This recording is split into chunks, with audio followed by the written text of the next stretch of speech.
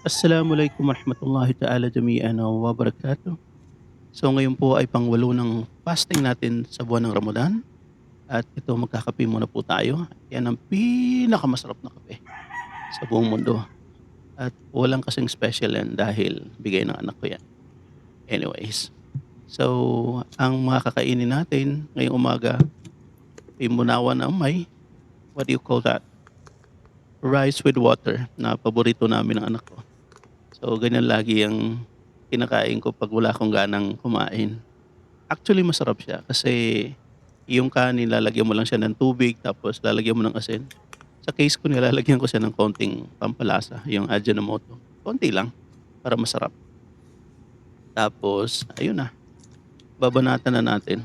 Kasi naman wala talagang kagana-ganang kumain sa morning. Siyempre kagigising mo lang tapos kakain ka na, wala wala pang appetite, eh. So, ang maiisip mo na lang talaga kung ano yung pinaka-easiest way na alam mong masarap kainin. So, ito yung naisip ko. Second thing is that sobrang sakit ang ngipin ko kagabi pa.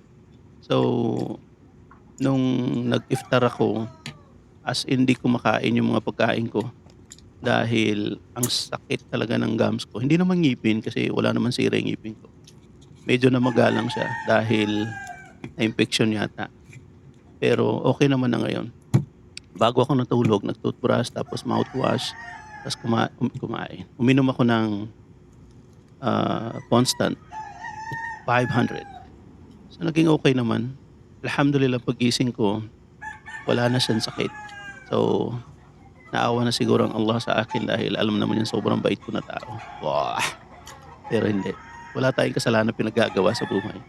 Kaya siguro pinagbigyan tayo. So hanggang dito na lang.